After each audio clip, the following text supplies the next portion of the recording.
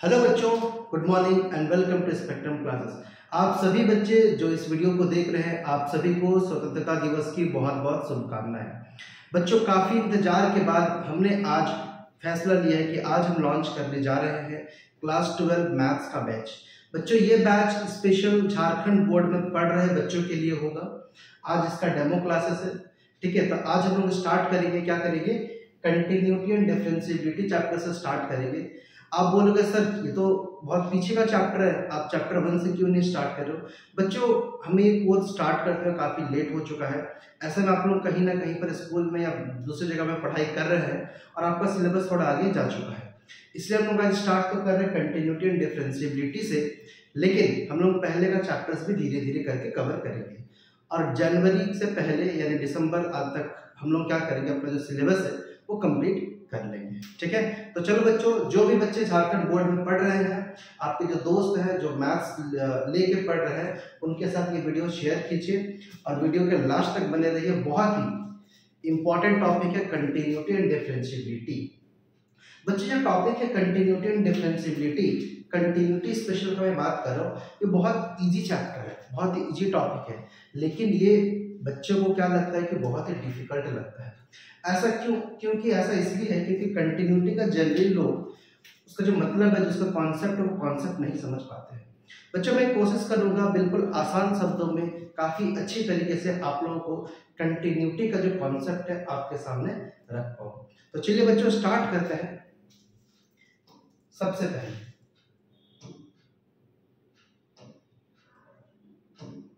बच्चों, इस बैच के बारे में आपको बस 2 मिनट मैं आपको समझा देता हूँ कि इस बैच की क्या क्या खासियत है। सबसे पहला जो खासियत इस बैच का वो है लाइव क्लास। बच्चों, जो ऐप में जो भी पढ़ाई होगी ये क्या होगी, लाइव होगी। आप एप्लीकेशन से लाइव वीडियो देख सकते हो। अगला क्या है, आपको रिकॉर्डेड वीडियोस मिलेगी। आपको इस ऐप में क्या मिलेगा, रिकॉर्डेड वीडियोस मिलेगा। मतलब रिकॉर्ड वीडियोस का मतलब क्या, जो लाइव क्लास खत्म हो जाएगा आप कुछ देर के बाद उस वीडियो को वापस से देख सकते हो, ठीक है। तो जो बच्चे, जिन बच्चों का लाइव क्लास छूट जाएगा वो रिकॉर्डेड वर्जन भी देख सकते हैं। अगला जो बहुत इंपॉर्टेंट है वो क्या है, लो फीस। बच्चों, इसकी फीस काफी ज्यादा कम रखी गई है। 15, 16, 17 ये 3 दिन, 15 अगस्त, 16 अगस्त और 17 अगस्त, अगर आप इन 3 दिनों के अंदर में कोर्स परचेज करते हो तो आपको ये कोर्स सिर्फ 199 रुपीज में मिलेगा। और अगर आप 17 तक ये कोर्स नहीं परचेज करते हो तो कोर्स का जो एक्चुअल प्राइस है दैट इज 599, आपको फिर ये पे करना पड़ेगा। तो अगर आप ये वीडियो 15, 16, 17 के बीच में देख रहे हैं तो जल्दी से जल्दी आप लोग इस कोर्स को अवेल कीजिए। आपको मात्र 199 रुपीज में कोर्स मिल रहा है। आगे अगर मैं बात करूं, ये बैच सबसे पहला जो सबसे इंपॉर्टेंट बात है वो है जैक स्टूडेंट के लिए स्पेशल बैच है। बच्चों, झारखंड में बोर्ड के पढ़ रहे बच्चों के लिए अभी तक कोई ऐसा बैच नहीं है पूरे झारखंड में जो स्पेशल झारखंड बोर्ड के बच्चों के लिए बना हो, है ना। वो बैच जो झारखंड बोर्ड के आए हुए क्वेश्चन जितने हैं उसकी प्रैक्टिस कराता है, ऐसा कोई बैच नहीं अवेलेबल है। हाँ, इंडिया में बहुत सारे बैचेस अवेलेबल है जो क्लास 12 के लिए बहुत अच्छे अच्छे बैच है, काफी अच्छे टीचर्स है, लेकिन झारखंड में पढ़ रहे बच्चों के लिए कोई भी ऐसा एप्लीकेशन, कोई भी ऐसा कोर्स अवेलेबल नहीं है। तो हमारा इनिशिएटिव है कि झारखंड में पढ़ रहे सभी बच्चों को, है ना, सभी बच्चों को अच्छी से अच्छी शिक्षा मिले, है ना, अच्छा एजुकेशन मिले। हम लोग जितने भी फैसिलिटीज हैं हम लोग ट्राई करेंगे आप तक पहुंचाने के लिए। अगला क्या है, रेगुलर टेस्ट। बच्चों, जैसे कोई चैप्टर खत्म हो जाएगा आप उस चैप्टर का टेस्ट भी दे सकते हो इसी ऐप के अंदर। अगला क्या, स्टडी मटेरियल। स्टडी मटेरियल से आपको क्या क्या मिलेगा, स्टडी मटेरियल से आपको प्रीवियस ईयर क्वेश्चन पेपर, आपको chapter wise previous year question paper chapter wise और एक साथ ईयर वाइज दोनों मिलेगा। इसके अलावा आपको असाइनमेंट्स वगैरह भी मिलेगा जो आपको घर में करना है। तो ये था बच्चों बैच का इंफॉर्मेशन। चलिए अब आगे आते हैं टॉपिक पे। आपको कुछ भी डाउट होता है इस बैच के रिगार्डिंग आप मुझे कमेंट सेक्शन में पूछ सकते हो, ठीक है। कोई भी डाउट है कि बैच की वैलिडिटी कितना है, कोर्स कितना है, कैसे परचेज नहीं कर पा रहा, कुछ भी डाउट है आप कमेंट सेक्शन में मुझे कमेंट करोगे, मैं आपको रिप्लाई जरूर दूंगा। तो चलिए बच्चों, स्टार्ट करते हैं कंटिन्यूटी। बच्चों, कंटिन्यूटी पढ़ने से पहले, है ना, कंटिन्यूटी पढ़ने से पहले आप लोगों को थोड़ा बहुत आइडिया लिमिट्स का हो जाना चाहिए। वैसे आप लोग क्लास 12 में लिमिट्स पढ़े हुए हैं, सॉरी क्लास 11 में लिमिट्स पढ़े हैं, लेकिन जो बच्चे लिमिट्स के बारे में नहीं जानते मैं उनको थोड़ा सा मैं लिमिट्स का आइडिया देता हूँ ताकि आपको कंटिन्यूटी जो है वो बेहतर तरीके से समझ आए। आगे बात समझे मैं क्या बोल रहा हूँ, अगर आपको कंटिन्यूटी पढ़नी है तो आपको पहले क्या पता होना चाहिए, लिमिट्स के बारे में पता होना चाहिए, ठीक है ना, लिमिटिंग वैल्यूज के बारे में पता होना चाहिए। चलिए मैं कि भाई बात बोलता हूँ, x इक्वल्स टू मान लो नंबर है 2, ठीक है ना, ये क्या है, x का एक फिक्स वैल्यू है, लिमिट एब्सोल्यूट वैल्यू है x इक्वल टू 2। अब मैं एक नंबर और लिखता हूँ, x इक्वल टू 1.999999। ध्यान दीजिएगा ये बात, x का वैल्यू मैंने कितना लिखा, 1.999999, ठीक है। अब एक बात गौर करो कि जो x का वैल्यू है जो 1.9999 है, ये जो वैल्यू है ये लगभग किसके बराबर है, ये अप्रॉक्स 2 के बराबर है। मैं एक और वैल्यू लिखता हूँ, x इक्वल टू 2.00000001। आप इस वैल्यू पर भी गौर कीजिएगा, ये जो वैल्यू है ये भी क्या है, ये भी 2 के करीब है, ये वैल्यू भी 2 के करीब है, ये वैल्यू भी 2 के करीब है। क्या मैं इसे ऐसा लिख सकता हूँ कि जो वैल्यू x है ना, इसका वैल्यू लगभग 2 के बराबर है। इसे हम रीड करते हैं x टेंड्स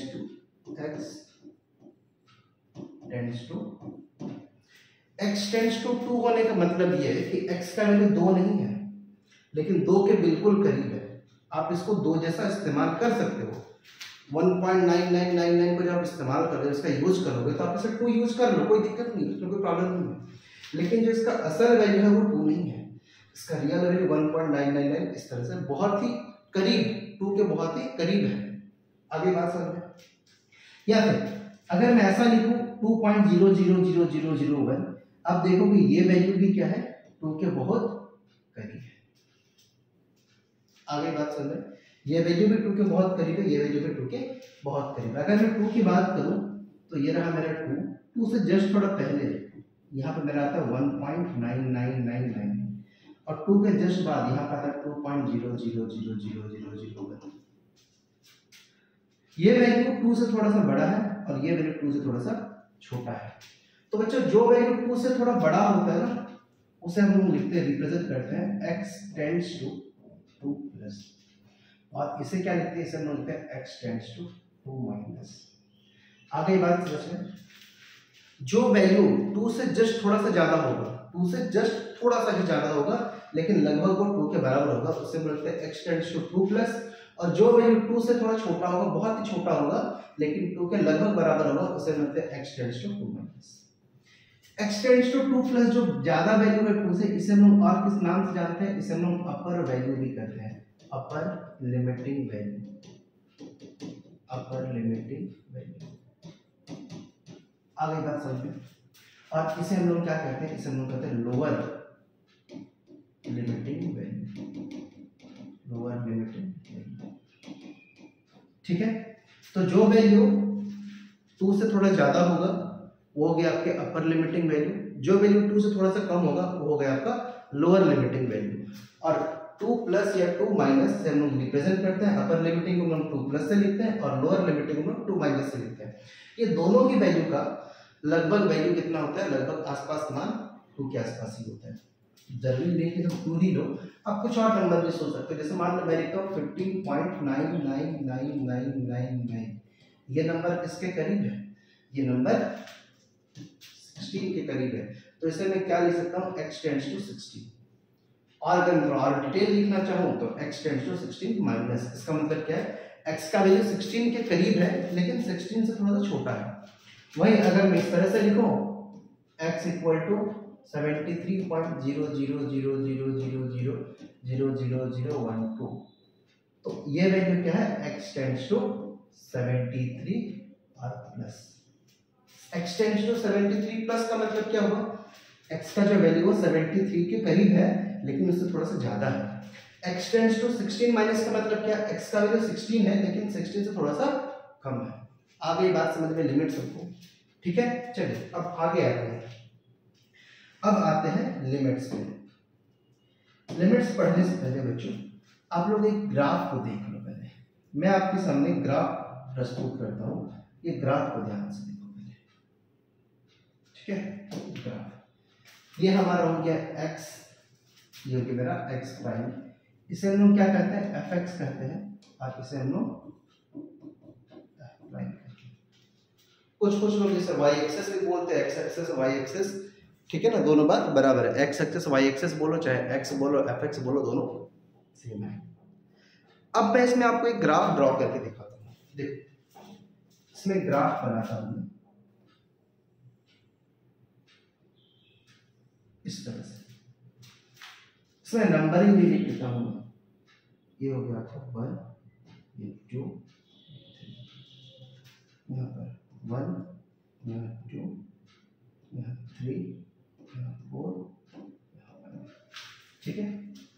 सिमिलरली इस तरफ कितना बनेगा, -1, -2, -3, -4, इधर बनेगा -1, -2, -3, -4। आप लोग इस ग्राफ को ध्यान से देखोगे, है ना, इस ग्राफ को आप ध्यान से देखोगे, इस ग्राफ की खासियत के बारे में। अब ध्यान अगर देखते हो, आप ऑब्जर्व करते हो नंबर को, जब x का वैल्यू 0 था तो fx का वैल्यू कितना है, देखो fx का वैल्यू आपका आया है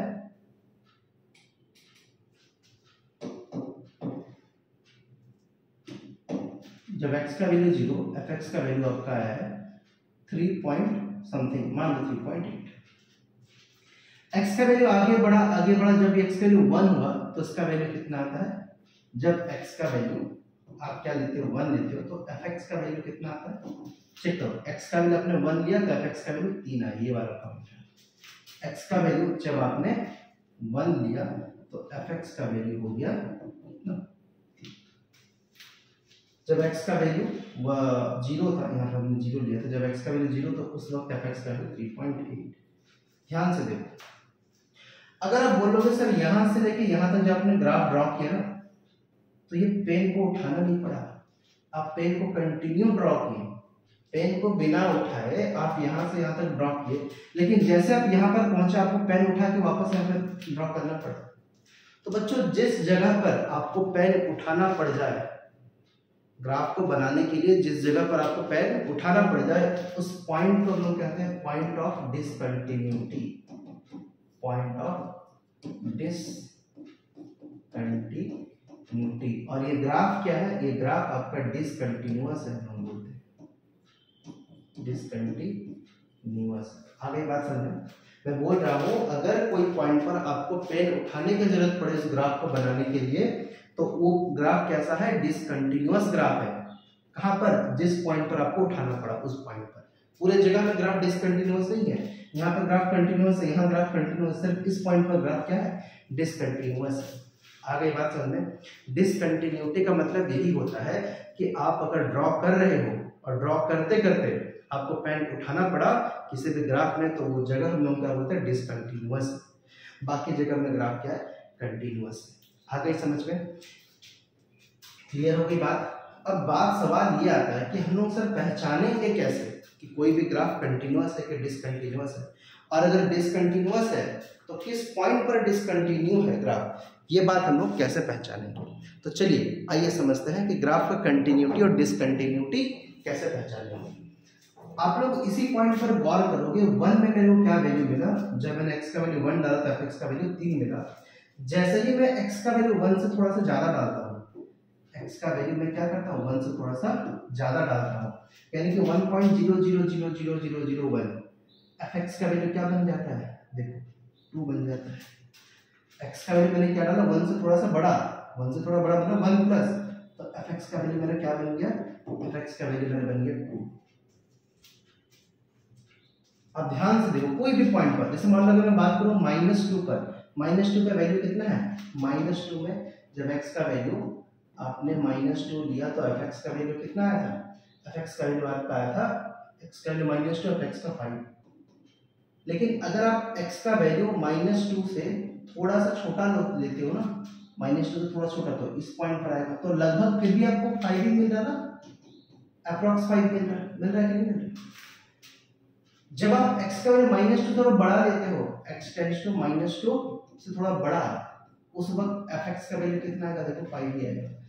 -2 पे ये वाला वैल्यू, -2 जस्ट थोड़ा पहले वहीं पर वैल्यू, -2 जस्ट बाद उसके बिल्कुल पास में वैल्यू, तो सारे में आप देखोगे लगभग वैल्यू आपको 5 मिल रहा है, अप्रॉक्स वैल्यू आपको 5 मिल रहा है। लेकिन इस पॉइंट पर ऐसा नहीं हुआ, जैसा 1 डाल रहे तो आपका वैल्यू क्या मिला 3 मिला, लेकिन 1 से जस्ट थोड़ा सा बाद आपको 3 नहीं मिल रहा, देखो आपको 2 मिल रहा है। क्यों ऐसा? क्योंकि यहाँ पर ग्राफ डिसकंटिन्यूअस है। तो बच्चों पहचानते हम लोग इसी तरह से, अगर हम लोग x का वैल्यू 1 डालेंगे, एक बार 1 से छोटा डालेंगे, एक बार 1 से बड़ा डालेंगे, तीनों बार में अगर वैल्यू मैच नहीं करता है तो हम लोग बोलते हैं ग्राफ क्या है, डिसकंटिन्यूअस है। मतलब द ग्राफ या फिर फंक्शन इज डिसकंटिन्यूअस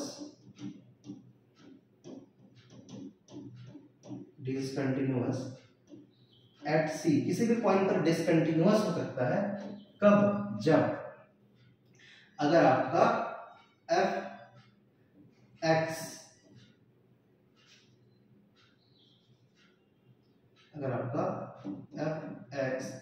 और limit x tends to c minus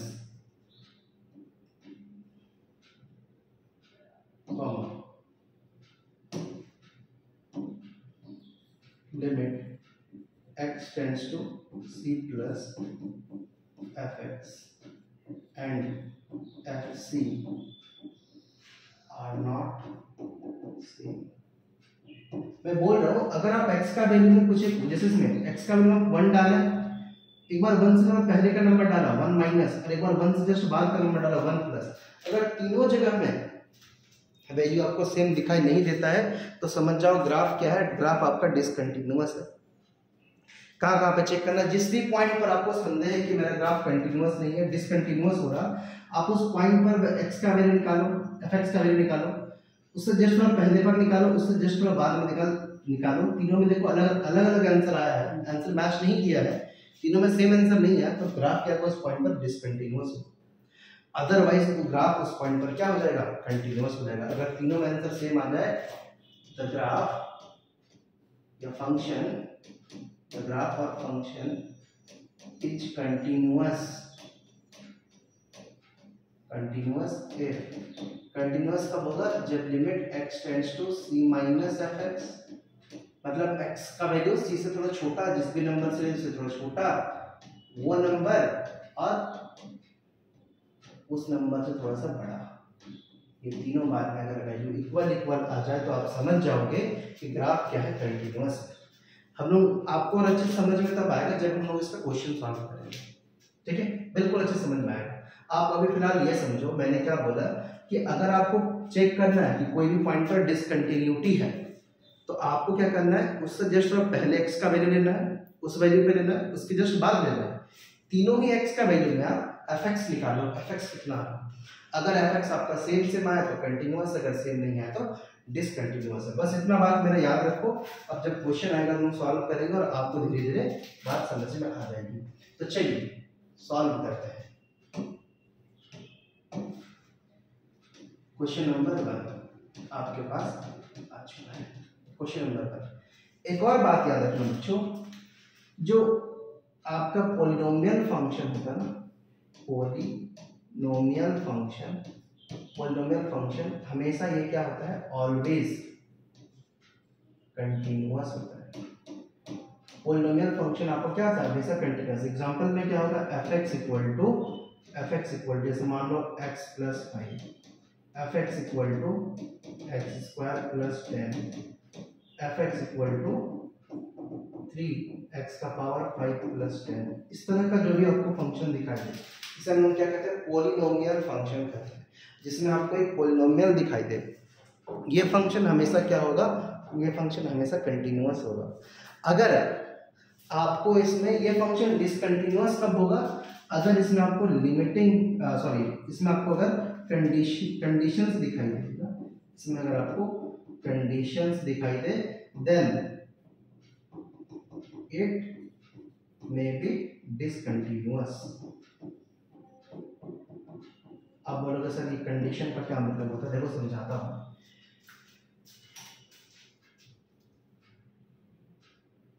question number 5 देखो, ये आपका एक कंडीशनल फंक्शन है। क्या दिया हुआ है, fx equal to x if x is less than equal to 1 और fx equal to 5 if x is greater than 1।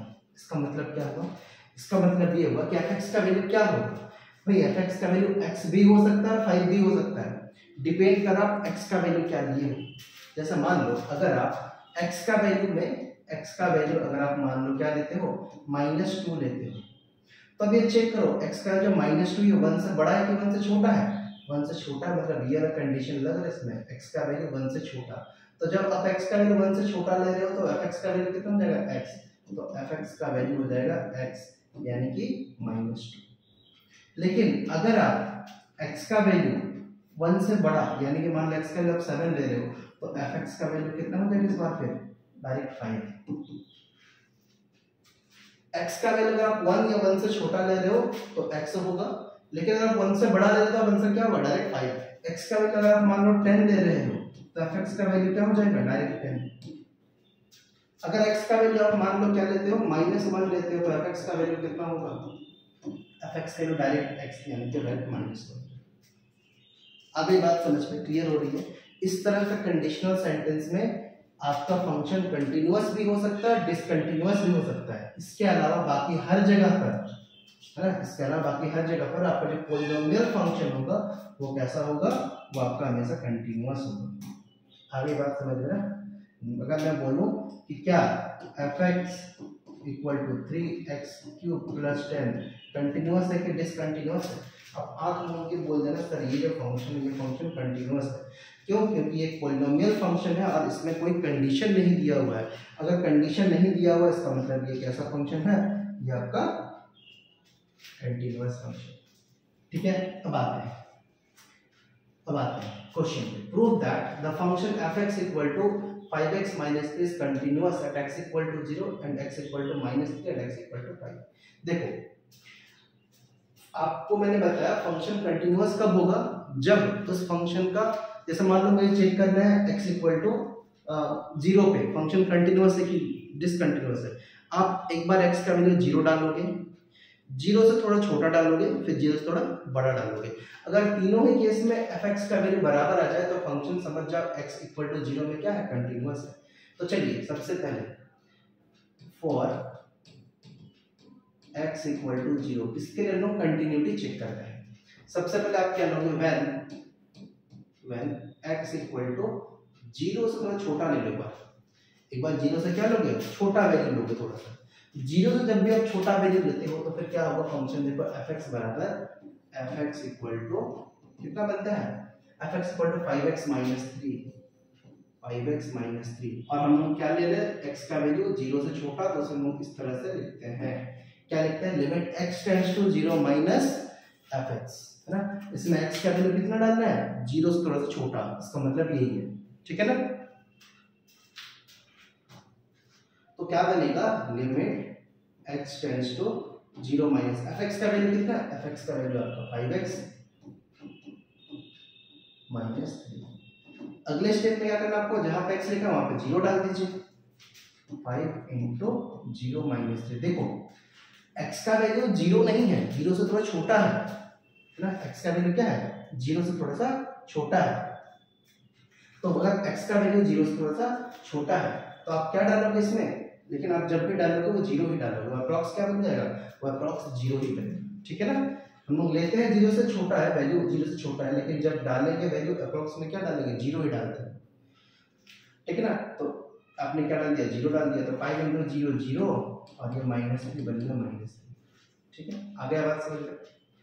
अब हम लोग क्या लेंगे, एक बार डायरेक्ट f0 निकालेंगे। एक बार हमने 0 से छोटा लिया, हम डायरेक्ट क्या निकाल रहे हैं, 0 निकाल रहे हैं। 0 में कितना हो जाएगा, 5 × 0 - 3, तो 0 - 3 यानी कि -3।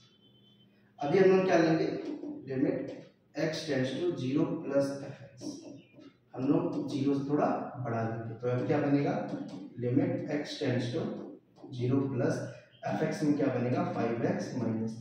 अब आप डालो 0 से बड़ा में तो 0 ही होता है, तो ये 5 × 0 - 3 यानी बन गया -3। अब आप चेक करो तीनों ही पॉइंट पर, है ना, तीनों ही पॉइंट पर फंक्शन जो हो रहा है आपका क्या हो रहा है, सेम आंसर आ रहा है, -3 - 3 - 3। किस पॉइंट पर, सबसे पहला limit x tends to 0 minus fx में और f0 में, और limit x tends to 0 + fx में। ये तीनों ही जगह में इक्वल है, देयरफॉर हम लोग क्या बोल सकते हैं, the function is continuous at x equal to 0। तो ये फंक्शन जो है, ये फंक्शन कंटिन्यूअस है, किस जगह पर कंटिन्यूअस है, x इक्वल टू 0 में कंटिन्यूअस है। आप लोग ये जल्दी से देख लो, स्क्रीनशॉट ले लो, जल्दी से इसे नोट डाउन कर लो।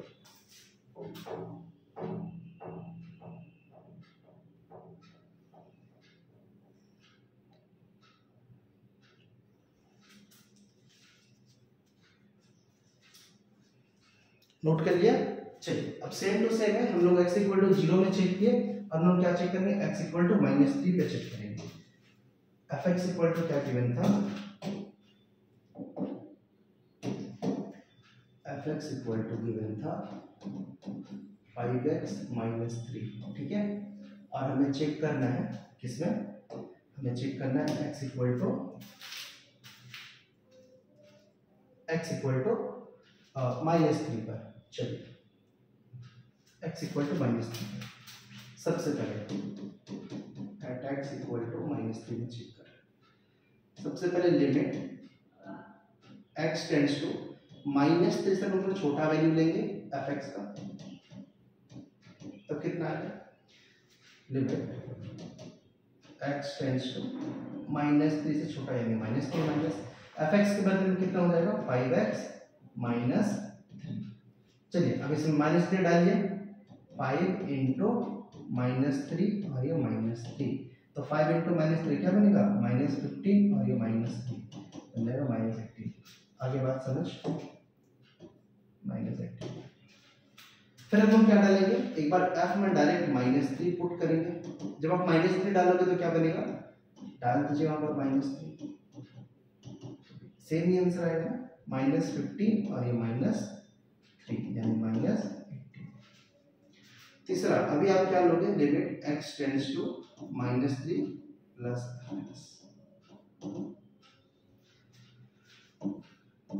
लिमिट x टेंड्स टू -3 से थोड़ा बड़ा वैल्यू, और fx में आप क्या डालोगे, 5x -3, तो कितना बनेगा, फिर सेम आप x में क्या डालोगे, 3 से जस्ट थोड़ा सा बड़ा वैल्यू यानी -5 इंटू -3 और ये -3, तो भी आंसर सेम आ रहा है। आप देख सकते हो तीनों कंडीशन में सेम आएगा।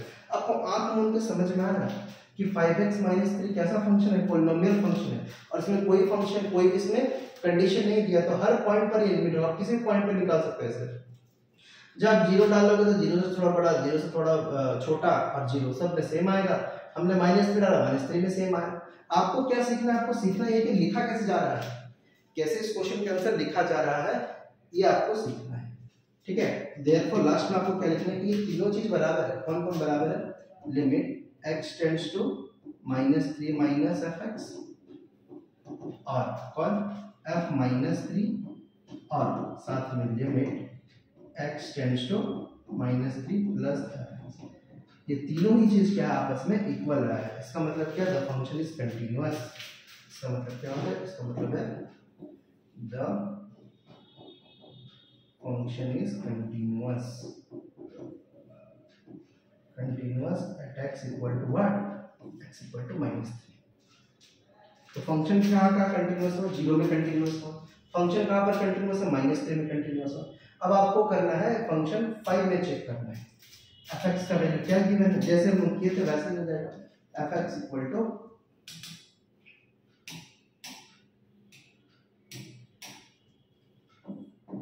-3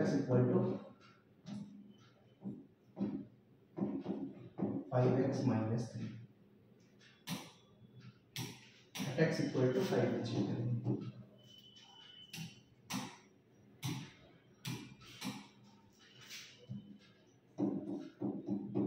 x इक्वल टू 5 में चेक करेंगे।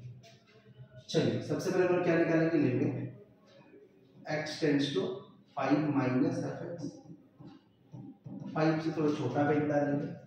चलिए 5 इंटू 5 माइनस 3, तो 25 माइनस 3 20। फिर हम लोग क्या डालेंगे, एक बार f डायरेक्ट 5 डालेंगे। जब 5 डालोगे तो क्या हो जाएगा, 5 इंटू 5 माइनस 3, तो भी 22 आएगा। फिर आप क्या डालोगे, same x tends to 5 plus, same format पे आपको बार बार लिखना है। आपको ये इतना बार लिखना है कि आपको ये अच्छे से प्रैक्टिस हो जाए, है ना। आपको अच्छा फंक्शन कंटिन्यूअस है कि डिसकंटिन्यूअस होगा, ये हम लोग को स्टार्टिंग में ही देख के लगभग समझ में आ जाता है। इस वाले क्वेश्चन में फंक्शन कंटिन्यूअस है, इस वाले में फंक्शन डिसकंटिन्यूअस है। तो आपको ये क्यों करना पड़ रहा है, इसलिए करना पड़ रहा है ताकि आपको लिखने का आदत हो जाए। एग्जाम में आपको ये पूरा लिखना पड़ेगा, आप लिखोगे तभी आपको मार्क्स मिलेगा, अदरवाइज आपको मार्क्स नहीं मिलेंगे, ठीक है। तो सब में सेम है, इसका मतलब क्या किया हुआ, therefore limit x tends to 5 minus fx f5 और limit x tends to 5 plus fx, तीनों ही जगह में सेम आया, therefore the function is continuous, the function is continuous at x equal to. अगर मान लो तीनों जगह में कहीं पर भी इक्वल नहीं आता तो हम लोग क्या लिखते हैं, द फंक्शन इज डिसकंटिन्यूअस, है ना, एट x इक्वल टू 5, क्योंकि इसमें सब में इक्वल आया है तो हम लोग इसको लिखते हैं the function is continuous at x equal to 5। ये होगी बात समझे। आप लोग जल्दी से एक बार देख लो इसे, फिर हम लोग आगे बढ़ेंगे।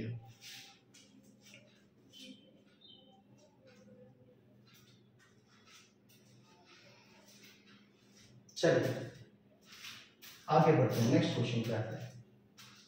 अगला क्वेश्चन है examine the continuity of the function f(x) equal to this at x equal to 3। Same question है, बिल्कुल सेम क्वेश्चन, सेम फॉर्मेट से बनाएंगे, क्योंकि ये फंक्शन कैसा है, देखो आप पॉलिनोमियल फंक्शन है और इसमें कुछ भी कंडीशन नहीं दिया, तो आप लोग क्या समझ जाओगे क्या होगा, इसमें क्या होगा, कंटिन्यूअस होगा, हर जगह पर कंटिन्यूअस होगा। तो चलिए हम लोग सबसे पहले क्या लेते हैं, when x tends to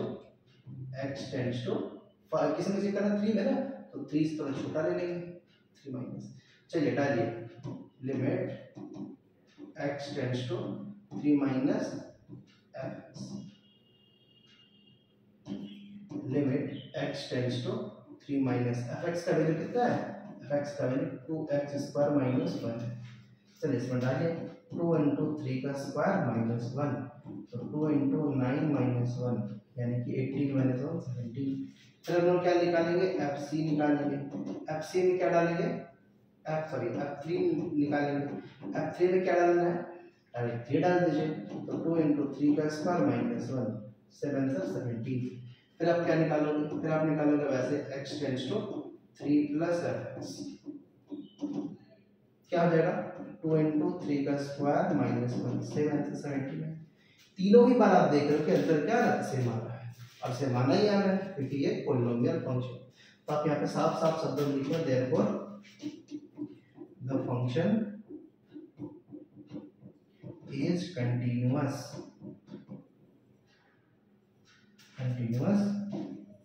eight x equal to, ठीक है। अब लोग जल्दी से देख लो, नोट करना है, नोट कर लो वीडियो को पॉज करके। अगर आप YouTube से देख रहे हो तो आप स्क्रीनशॉट भी ले सकते हो और बाद में भी नोट कर सकते हो। अगर बात समझ में आ गई तो हम लोग आगे बढ़ेंगे, ठीक है। क्लियर हो रहा है सबको, चलिए आगे क्वेश्चन को मूव करते हैं। अगला question, examine the following function for continuity. सबसे पहला क्या लिखा हुआ है, सॉल्यूशन है।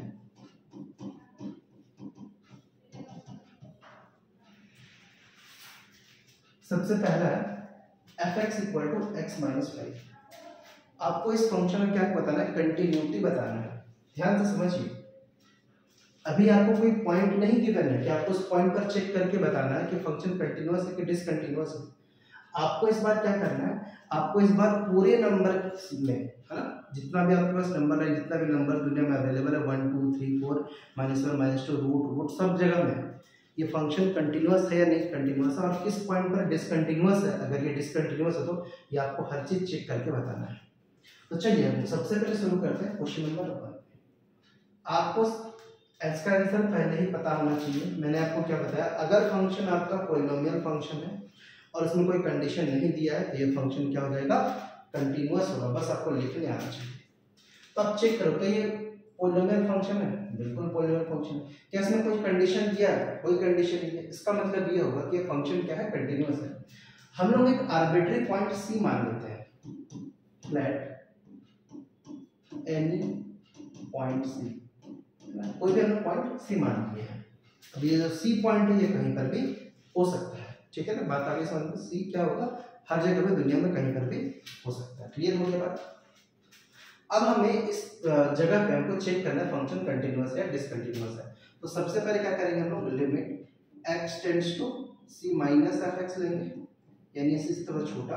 फिर हम लोग क्या निकालेंगे, एफ सी निकालेंगे। फिर हम लोग निकालेंगे limit x tends to c plus f x.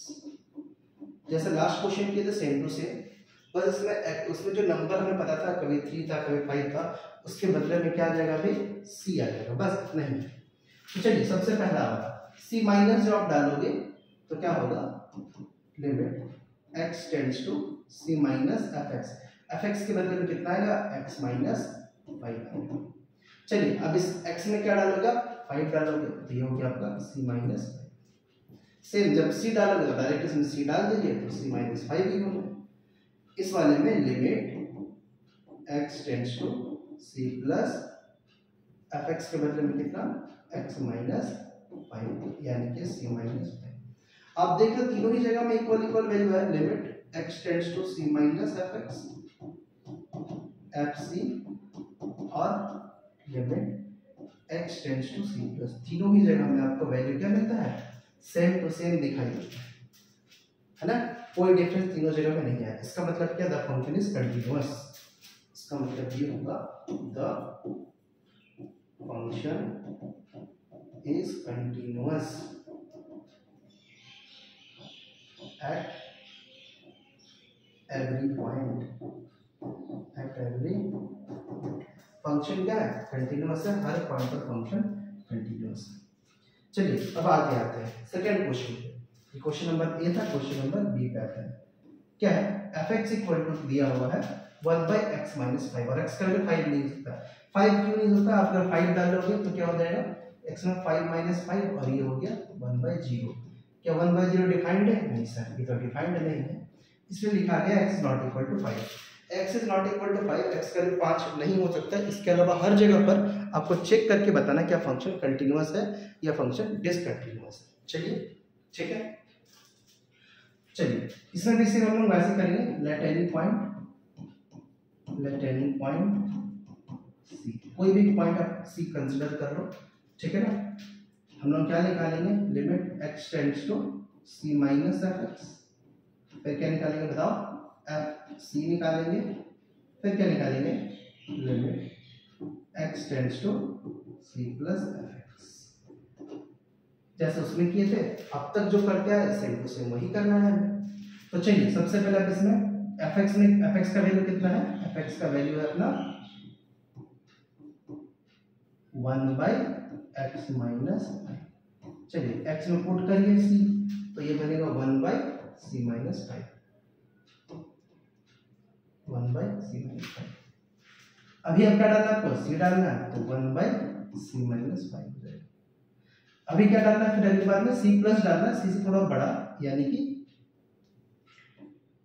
सबसे पहले देखो क्या, limit x tends to c plus f x में क्या लिखोगे, 1/x minus 5।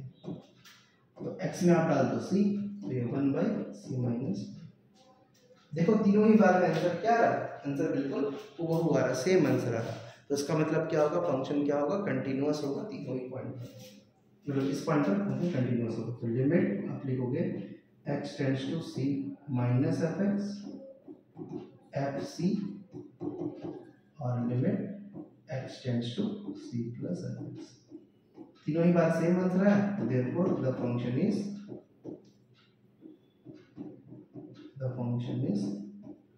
continuous at every point,